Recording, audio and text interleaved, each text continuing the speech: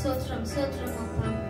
வானமும் பூமியும் உண்டாக்கின எங்க அன்பின் தேவனே அப்பா, இந்த நாளும் கரத்துல அர்ப்பணிக்கிறோம் ராஜா. அப்பா, இந்த ஆன்லைன் சர்வீஸ் அன்பின் கரத்துல அர்ப்பணிக்கிறோம் தகப்பனே.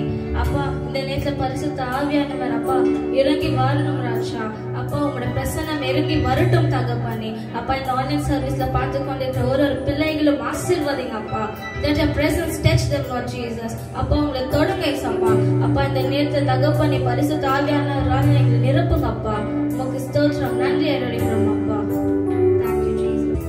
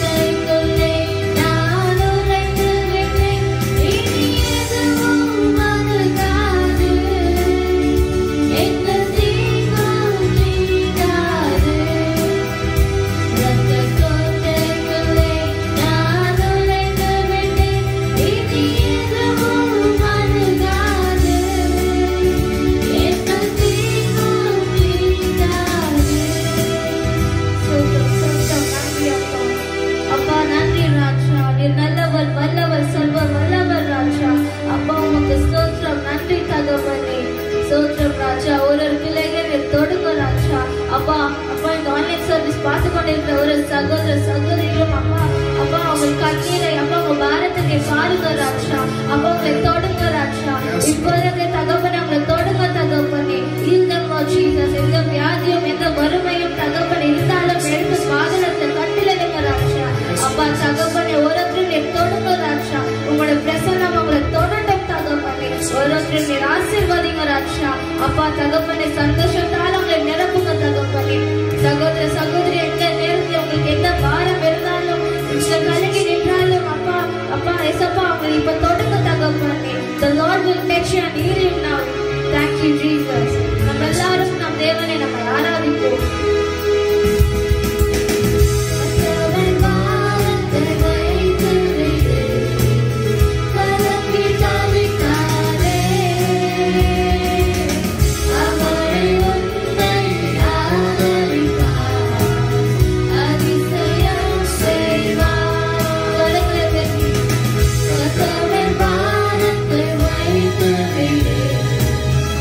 Let me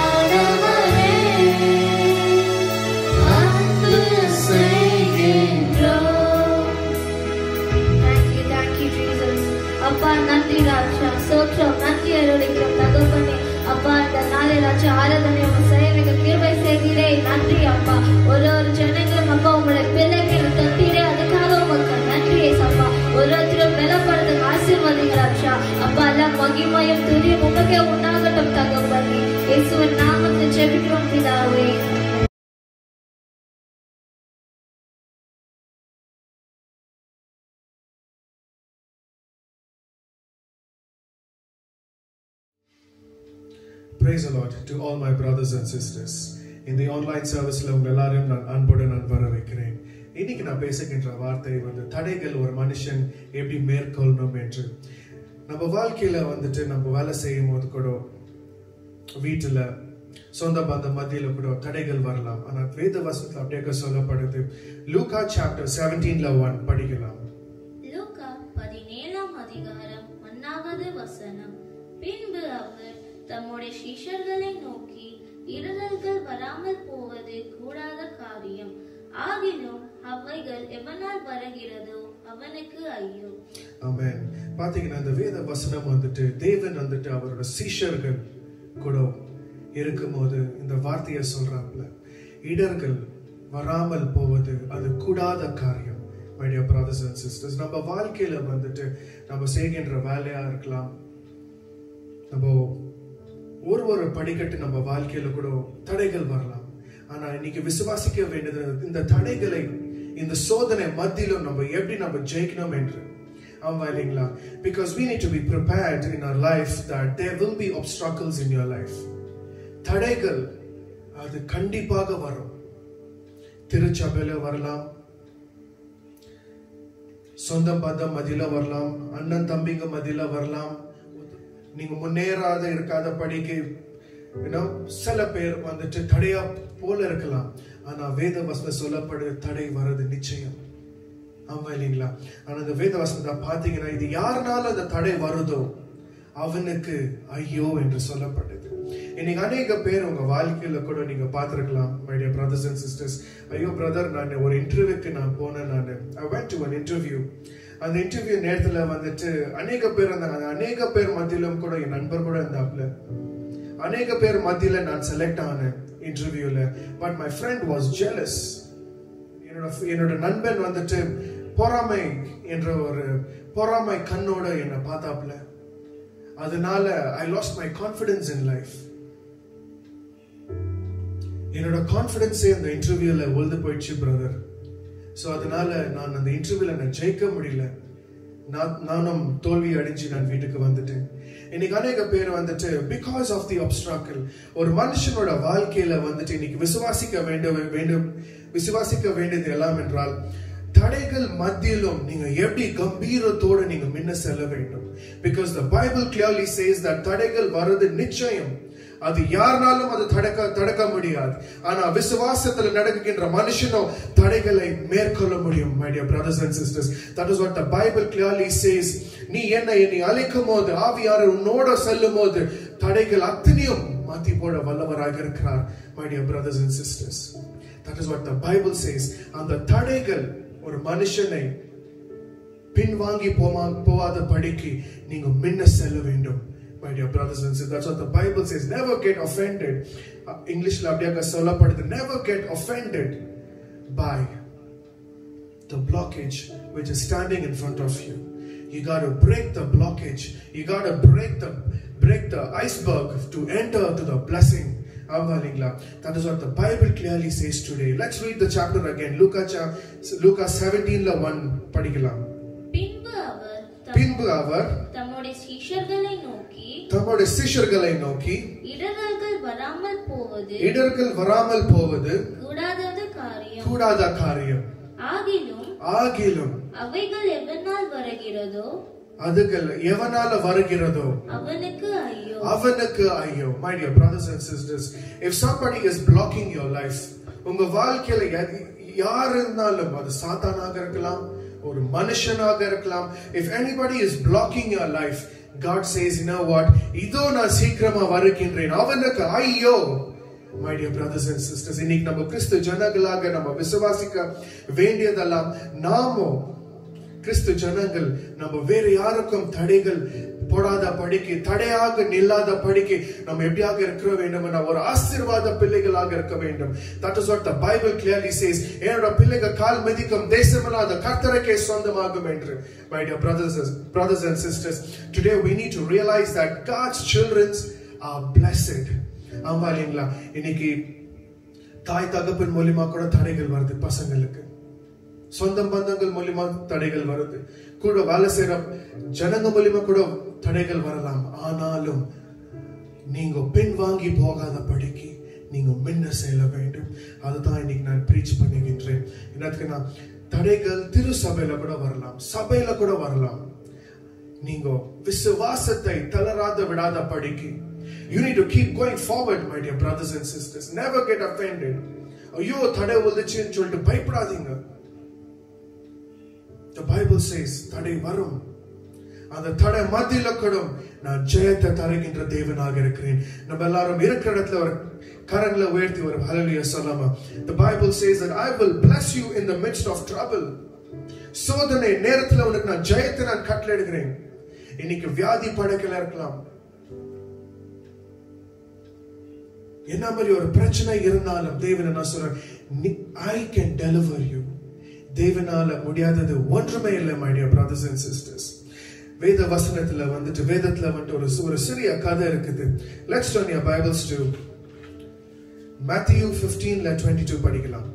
மத்தேயு 15ஆம் அதிகாரம் 22ஆம் வசனம்.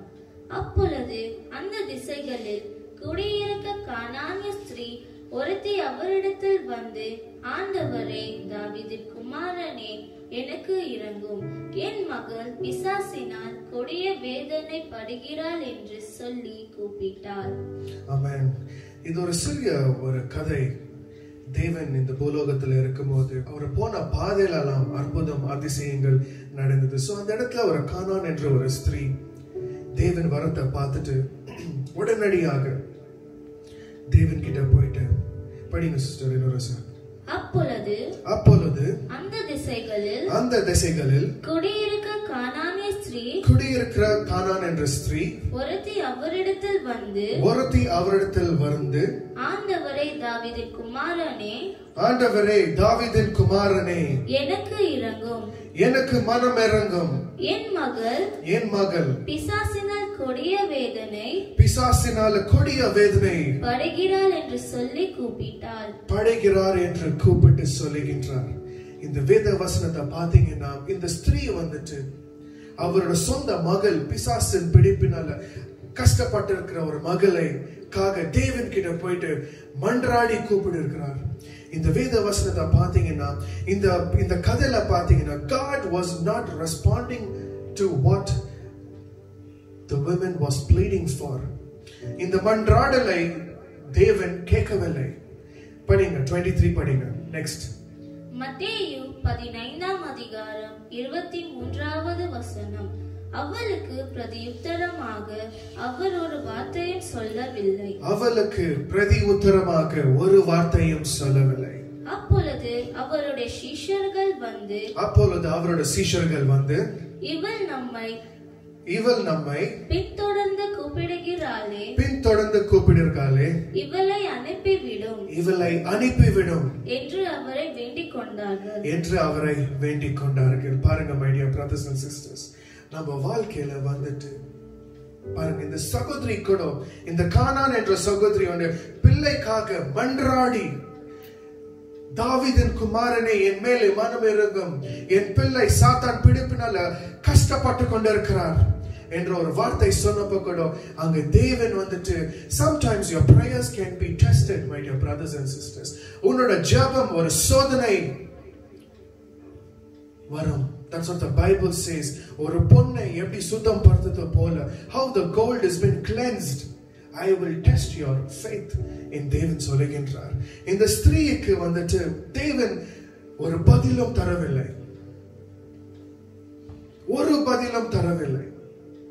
பாருங்க, கூட இருக்கிற சீஷர்கள் கூட என்ன பண்ணாங்கன்னா 23ல படிச்சீங்கன்னா 23ல படிச்சீங்கன்னா it says, இந்த சகோதரி பின்னாடியே தொடர்ந்து கொண்டு வராளே, இந்த சகோதரி அமுச்சு வச்சிடலாம்.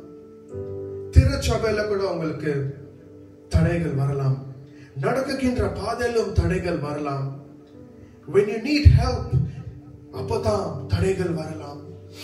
ஆனா இந்த ஸ்திரீ என்ன செய்கின்றாலோ, சோர்ந்து போகாத படிக்கு my dear brothers and sisters, சோர்ந்து போகாத படிக்கு தொடர்ந்து ஓட்டத்தை ஓடுறாங்க.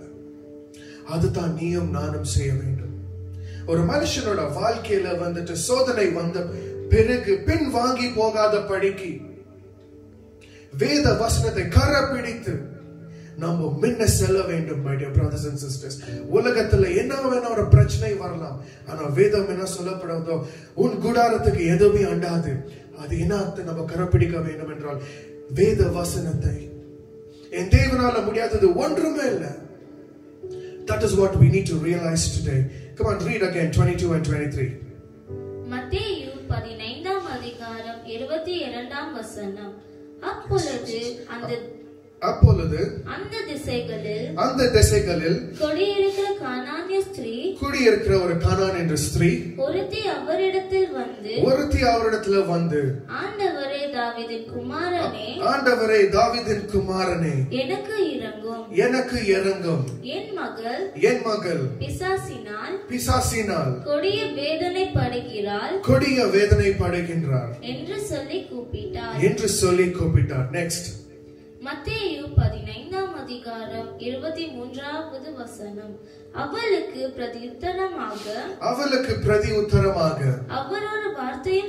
அவர் ஒரு வார்த்தையும் சொல்லவில்லை. My dear brothers and sisters, நீங்க ஏறெடுக்கிற ஜெபம், ஒரு விசுவாசத்துல ஏறெடுக்கிற ஜெபம் உடனடியாக அற்புதம் வரவில்லை என்றால், உடனடியாக தேவன் கிட்ட இருந்து ஒரு பதில் வரவில்லை என்றால், நீங்க என்ன செய்யணும் என்றால், சோர்ந்து போகாத படிக்கு நீங்க இன்னும் முயற்சி எடுக்க வேண்டும். My dear brothers and sisters, that is what the Bible says. You need to keep continuing praying in God. My dear brothers and sisters, the Bible says இடர்கள் வரும். ஆமா இல்லைங்களா? ஒரு மனுஷனோட வாழ்க்கை சாத்தான் வந்துட்டு தடைய போல நிக்கலாம். நம்ம விடுதலைக்கு தடைய போல நிக்கலாம். உங்களோட விடுதலைக்கு தடைய போல இருக்கலாம். My dear brothers and sisters, ஆனாலும் இன்னைக்கு நம்ம விசுவாசிக்க வேண்டியதெல்லாம் இந்த கானானோட ஸ்திரீயோட கதையை நீங்க ஞாபகத்துல வைத்துக் கொள்ள வேண்டும். படிங்க. நெக்ஸ்ட், அப்பொழுது அவருடைய சீஷர்கள் வந்து இவள் நம்மை பின்தொடர்ந்து கூப்பிடுறாரே, இவளை அனுப்பிவிடும் என்று அவரை வேண்டிக் கொண்டார்கள். பாருங்க, திருச்சபையில கூட தடைகள் வரலாம். My dear brothers and sisters, கூட இருக்கிற ஜனங்கள் மூலமா கூட தடைகள் வரலாம். ஆனாலும் நீங்க விசுவாசத்தை தளர விடாத படிக்கு நீங்க விசுவாசத்திலே நீங்க நடக்க வேண்டும். My dear brothers, let's read 25. மத்தேயு 15ஆம் அதிகாரம் 25ஆம் வசனம். அவள் வந்து ஆண்டவரே எனக்கு உதவி செய்யும் என்று அவரை பணிந்து கொண்டாள். பாருங்க, இந்த வேதவசனம் சொல்லப்படுது, இந்த ஸ்திரீ அவமானம் பட்டாலும், திருச்சபையில அவமானம் பட்டாலும், கூட இருக்கிற சீஷர்கள், ஹே நீ வந்துட்டு எங்க பின்னாடி நீ வந்துனே இருக்கிற, தொடர்ந்து நீ பின்னாடி வந்து நிற்கிற, நீங்க இந்த விலகி போன அவமானம். பாருங்க, ஒரு மனுஷனோட வாழ்க்கையில முன்னேற்றத்துக்கு முன்பாக அவன் முன்னேற்றத்துக்கு நடந்து கொண்டு போகும்போது தடைகள் வரலாம், அவமானமும் வரலாம். My dear brothers and sisters, அந்த அவமானத்தை மத்தியிலும் தேவன் என்ன சொல்றாரு, நீ விசுவாசத்துல நீ ஓட்டத்தை ஓட வேண்டும். ஆமா இல்லைங்களா? Because nobody knows what God has kept in store for you. தேவன் இந்த அவமானத்தை, இந்த கஷ்டத்தை, ஆயிட்டப்பிறப்பு உனக்காக வைத்திருக்கிற ஆசீர்வாதங்கள் யாரும் பார்க்கவில்லை. உன் தடைக்காக இருந்த ஒரு மனுஷன் அவனும் பார்க்கவில்லை, உன் சகோதரன் பார்க்கவில்லை, உன் தாயார் பார்க்கவில்லை, தகப்பனாரும் பார்க்கவில்லை. ஆனா தேவன் பார்த்திருக்கிறார். அலங்கரிக்கிற தேவன் உன் கஷ்டத்தின் மத்தியிலும் ஜெயத்தை கொடுத்து உங்களுக்கு அலங்கரிக்கிற வல்லவராக இருக்கிறார். My dear brothers and sisters, இது ஒரு தடை ஒரு மனுஷன் தாண்டி போகும்போது தேவன் வைத்திருக்கிற அதிசயங்கள், தேவன் வைத்திருக்கிற அற்புதங்கள், தேவன் வைத்திருக்கிற விடுதலை உங்க வாழ்க்கையில நீங்க இந்த தடையை நீங்க மேற்கொள்ளும் போது தான் நீங்க அதை பெற்றுக்கொள்ள முடியும். My dear brothers and sisters, that is what the Bible says today. உங்களுக்காக நான் வைத்திருக்கிற ஆசீர்வாதம் அதை யாரும் பார்க்கவில்லை. ஆமா இல்லைங்களா? ஒரு பிறகு சொல்லாமா? Come on, read again 25. அவள் வந்து ஆண்டவரே எனக்கு உதவி செய்யும் என்று அவரை பணிந்து கொண்டார். பாருங்க my dear brothers and sisters, இந்த வேதம் சொல்லி பணிந்து கொண்டாப்ல, ஆண்டவரே இப்பொழுது என் மேல மனம் இறங்கும், என் குடும்பத்துல கஷ்டம் மனம் இறங்கும். இன்னைக்கு அநேக பேர் வந்துட்டு ஜபத்தை ஏறெடுத்து அவிசுவாசி ஆயிட்டு, ஐயோ தேவன் என் வார்த்தையை கேட்கவில்லை, தேவன் என் அன்பு கூறாரா இல்லையா? இது ஒரு கேள்வி ஒருத்தரும் தலையில இருக்குது. But my dear brothers and sisters, இன்னைக்கு யார் இந்த சேனல்ல இந்த ஆன்லைன் சர்வீஸை பார்த்து கொண்டு இருக்கிறீங்களோ, உங்க ஜபத்துக்கு பதில் வரவில்லை என்றால் நீங்க விசுவாசத்துல இன்னும் காத்திருக்க வேண்டும். My dear brothers and sisters, you need to still stand to wait for God's voice to hear soon. இந்த கானான் என்ற ஸ்திரீ ஓட கதையை நீங்க ஞாபகம் கூறுங்க. We need to வேத வசனத்தை ஒரு வசனம் is an example. அது நமக்கு ஒரு பாடமாக இருக்குது. ஆமா இல்லைங்களா? Come on, read 26 and 27. மத்தேயு 15ஆம் அதிகாரம் 26ஆம் வசனம். அவர் அவளை நோக்கி, பிள்ளைகளின் அப்பத்தை எடுத்து நாய்க்குட்டிகளுக்கு போடுவது நல்லதல்ல என்றார். பாருங்க, இன்னொரு படிங்க. அவர் அவளை நோக்கி பிள்ளைகளின் அப்பத்தை எடுத்து நாய்க்குட்டிகளுக்கு போடுவது நல்லதல்ல என்றார். நெக்ஸ்ட் படிங்க 27. மத்தேயு 15ஆம் அதிகாரம் 27ஆம் வசனம். அதற்கு அவர் மைதானாண்டவரே, ஆகிலும் நாய்க்குட்டிகள் தங்கள் எஜமான்களின் மேஜில் இருந்து துணிக்கைகளும் தின்னுமே என்றார். தன் எஜமானனின் துணிகளை தின்னுமே என்றார். பாருங்க, ஒரு மனுஷனுக்கு இந்த வார்த்தை தேவன் அந்த சகோதரிக்கு சொன்னப்போ, அந்த சகோதரி வந்துட்டு இதயம் வெடிஞ்சு போகாத படிக்கு. பாருங்க, யாருன்னா வந்துட்டு உங்களுக்கு வந்துட்டு நீங்க போடுற ஒரு விதை, அது வீணான விதை யாருன்னா சொன்னாங்கன்னா உங்களுக்கு மனசே வெடிஞ்சு போயிடும். இவ்வளவு நாள் என் பிள்ளைய வந்துட்டு அன்போடு நான் வளர்த்தேன், நல்லதை தான் நான் போட்டு நான் வளர்த்தேன், ஆனாலும் விசுவாசத்தை தான் நான் வளர்த்தேன், ஆனாலும் சாத்தான் மூலியமா ஒரு சோதனை, ஜனங்கள் மூலியமா ஒரு சோதனை, ஜனங்கள் மூலியமா ஒரு வார்த்தை, அந்த வார்த்தை வந்தப்போ உங்க இதயம் வெடிஞ்சு போகாத படிக்கு. இங்க பாருங்க, இந்த கானான் ஸ்திரீ வந்து தேவனோட வார்த்தை பிள்ளைங்களோட அப்பத்தை நாய்க்குட்டிகளுக்கு போடுது, அது நல்லது இல்லைன்னு சொன்னப்போ கூட இந்த சகோதரி சொல்றாப்ல, கீழே விலகின்ற துணிகளை போதும் என்று இந்த வார்த்தையை இந்த சகோதரி சொல்லுகின்றார். my dear brothers and sisters, இன்னைக்கு நம்ம விசுவாசிக்க வேண்டியதெல்லாம், உங்க வாழ்க்கையில தடை வரும்போது நீங்க கர்வப்படாத படிக்கு, கோபம் படாத படிக்கு, தாழ்மையோட you need to cross it. You might be getting embarrassed. அவமானத்துல வந்துட்டு உங்களுக்கு அவமானம் நடக்கலாம். ஹே, நீ விசுவாசத்துல நீ கோயிலுக்கு போயிட்டு ஆனாலும் உனக்கு அற்புதம் இல்லையே என்று சொல்லிட்டு ஜனங்க பேசலாம். ஆனாலும் அந்த நேரத்துல வந்துட்டு கோபம் கொள்ளாத படிக்கு, இந்த கானான் என்ற ஸ்திரீ கோபம் கொள்ளாத படிக்கு இந்த ஸ்திரீ என்ன செய்யறாப்ல, she shows humbleness, தாழ்மையை குறிக்குது. my dear brothers and sisters, இந்த வேத வசனத்தை பாத்தீங்கன்னா இது ஒரு தாழ்மையை குறித்தது. தான் எஜமானன் படிங்க 27. தான் எஜமானன் அதற்கு அவர் மெய்தானாண்டவரே, ஆகிலும் நாய்க்குட்டிகள் தங்கள் எஜமான்களின் மேஜில் இருந்து விழும் துணிக்கைகள் தின்னுமே என்றால் அதே போதும் ஆண்டவரே, கொஞ்சம் என் மேல மனம் இறங்கினாலே போதும் ஆண்டவரே. ஆமா இல்லைங்களா? அந்த நாளிலே வந்துட்டு வேத வசனத்தை பாத்தீங்கன்னா தேவனோட வஸ்திரத்தை, கூட்டத்தின் மத்தியில ஒரு சகோதரி தேவனோட வஸ்திரத்தை தொட்டதுனால, just a touching a garment of Jesus Christ, she was healed, my dear brothers and sisters. ஆமா இல்லைங்களா? சோ இந்த சகோதரி என்ன குறிக்குதுன்னா, தாழ்மையோட அவர் பிள்ளைக்காக, சாத்தான் பிடிப்பில் இருக்கிற பிள்ளைக்காக கொஞ்சம் மேல மனம் இறங்கும், அந்த துணிக்கைகளே போதுமே. my dear brothers and sisters, இங்க என்ன குறிக்குதுன்னா, இந்த சகோதரியோட விசுவாசம் ஒரு படிக்கட்டிலையும் தளர விடாத படிக்கு, அவமானத்துல இருந்தாலும் வார்த்தை வந்தாலும் அந்த வார்த்தையை கூட எப்படி மேற்கொள்ளணும் என்று இந்த சகோதரி இன்னைக்கு கத்துக்கொண்டிருக்கிறார். ஆமா இல்லைங்களா? That is what we need to realize. யாருன்னா உங்க வாழ்க்கையில வந்துட்டு தடைய போல வார்த்தையை விட்டாலும் அந்த வார்த்தையை வந்துட்டு நீங்க எப்படி கரப்பிடிக்க வேண்டும் என்றால் தாழ்மையோட, உன்னால இந்த வேலை செய்ய முடியாதுன்னு சொன்னா பரவாயில்ல, என் தேவனால கூடாதது ஒன்றுமே இல்லைன்னு ஒரு வார்த்தை நீங்க உங்க வாயில இந்த புறப்படும் போது முன்பாக நின்று கொண்டிருக்கிற சாத்தான் வெட்கப்பட்டு போவான். My dear brothers and sisters, that is what I would like to tell you today. தடைகளை இடர்களை நம்ம எப்படி மேற்கொள்ளணும் என்று. ஆமாங்களா?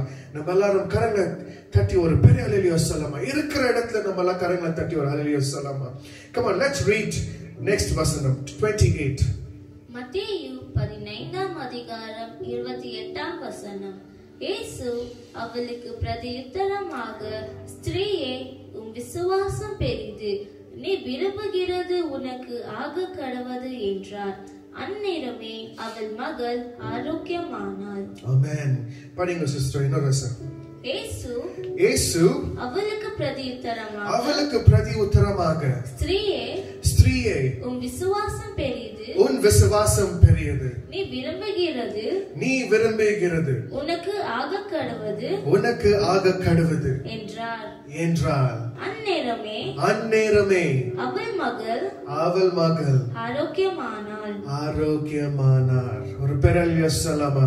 பாருங்க, ஒரு மனுஷன் எப்படியாக வந்து விசுவாசத்தில் ஜெயிக்கணும் என்றால், இந்த கானான் என்ற ஸ்திரீ கடைசியில she won it. தேவன் வந்துட்டு அந்த துணிக்கைகளே போதும் ஆண்டவரே, கொஞ்சம் மனம் இறங்கினாலே போதும் ஆண்டவரே, அந்த வார்த்தையை சொன்ன உடனே தேவன் சொன்னார், ஸ்திரீயே, உன் விசுவாசம் பெரியது. அப்பொழுது பாருங்க, இந்த சகோதரி வந்துட்டு தேவன் முன்பாக இருக்கிறார், ஆனா அவளோட மகள் வந்துட்டு வீட்டுல இருக்கிறாப்ல. ஆமா இல்லைங்களா? அந்நேரமே தேவன் இந்த வார்த்தை, உன் விசுவாசம் பெரியது என்ற வார்த்தை சொன்ன உடனே அந்நேரமே வீட்டுல இருக்கிற ஒரு பிள்ளை சாத்தான் பிடிப்பில் இந்த விடுதலை வந்து ஒரு விடுதலை ஆனார். ஆமா இல்லைங்களா? My dear brothers and sisters, ஒரு மனுஷன் விசுவாசத்துல ஜெயித்து கொண்டு வருகும் போது நீங்க பின்னாடி சேர்ந்த ஜபங்கள் கூட பதில் உடனடியாக வரும்.